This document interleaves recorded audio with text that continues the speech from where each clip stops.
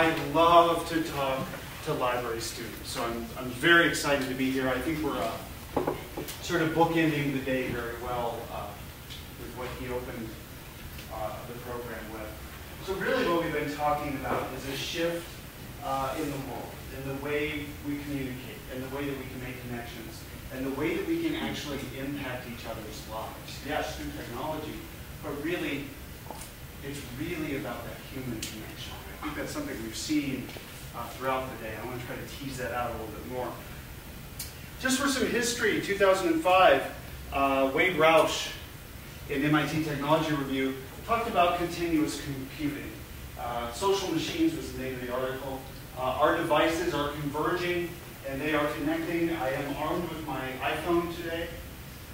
The data is turned off, of course, because I am out of the country and I'm roaming. It would be outrageously expensive, but most of it is working, especially if I attach to Wi-Fi.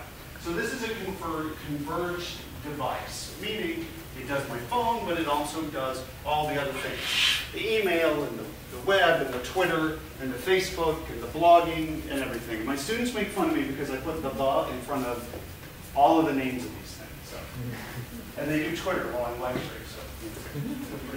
Wi-Fi is everywhere, and the web is becoming the platform. Hello. There we go. A couple of books to point out to you, Wikinomics and Everything is Miscellaneous from 2007. Who's read Everything is Miscellaneous? Okay. That would be one to read before you leave your program. Read it and think about the cataloging class you took.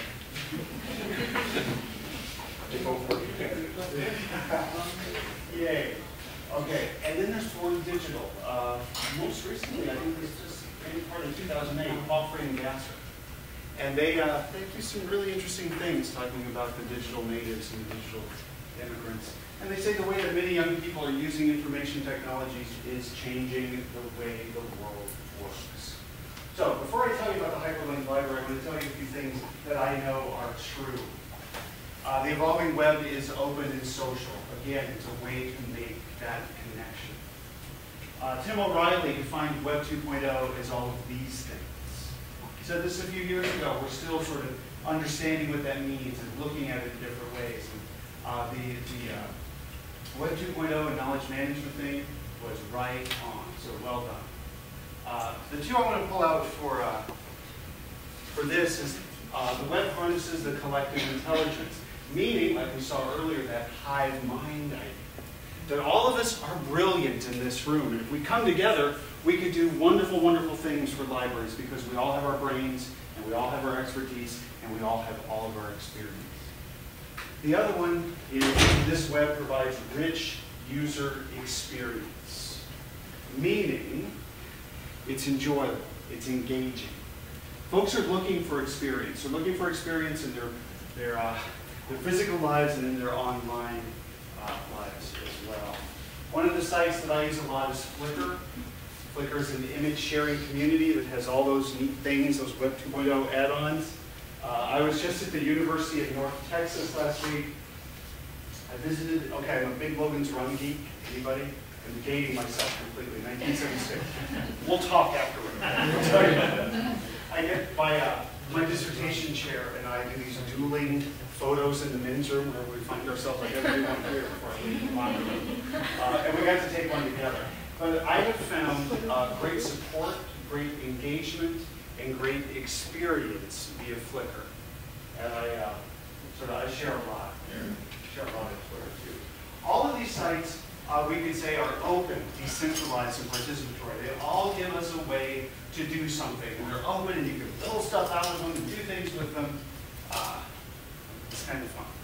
So these things are true as well. OCLC's put out a couple of reports, Perceptions and then Sharing Privacy and Trust.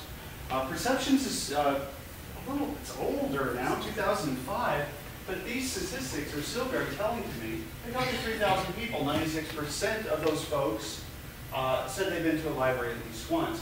51% have used instant messaging. And in 2005, when this came out, this was one of the best statistics you could do to tell whoever you were talking to the library should be doing instant messaging. And 30% have never heard of online databases. or reference resources, or electronic reference resources. All those things we put on our websites that don't mean a lot.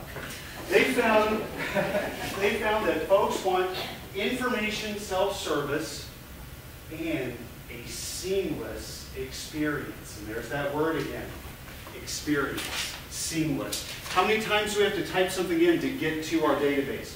How many times do we have to enter a PIN to get to the page we want? Some folks turn around and walk away from that virtually. OCLC found that people start with search engines. 1% start at the library website. I worked in public libraries for 15 years, from 1991 to 2006.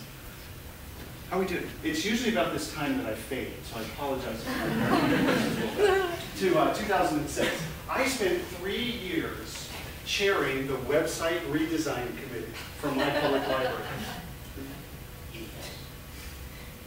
And 1%. I wish I could get in the time machine and take all of you with me and go back for one of those meetings, because it would be a hoot to you all how crazy those meetings were. And to say to the year 2000, Michael, stop what you're doing and get this done in 3 months. Because it's all going to change, and it's all going to keep changing.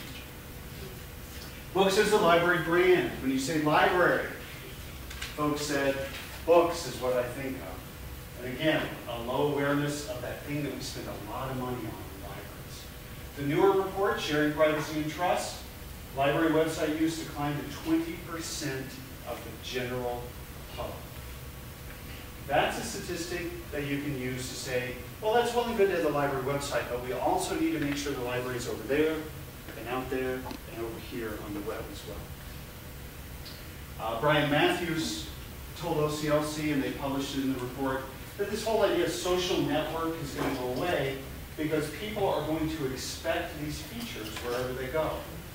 Oh, I can leave a review at Amazon. Yay, I can leave a comment at Flickr. I can favorite a Twitter tweet. Oh, I'm at the library website. Oh, I can't do anything.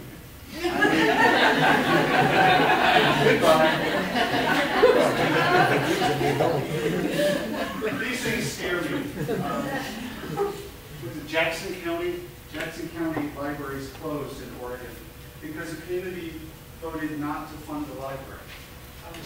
That's kind of sobering, isn't it? And this is what they put up on the web.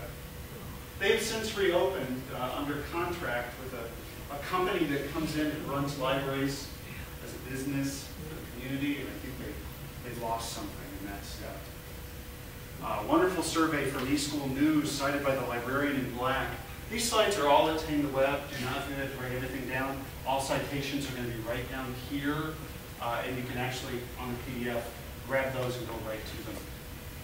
Students who took the survey, this is a survey of students and their technology use in school, found the major obstacles to be filters that block websites and rules that limit their technology use.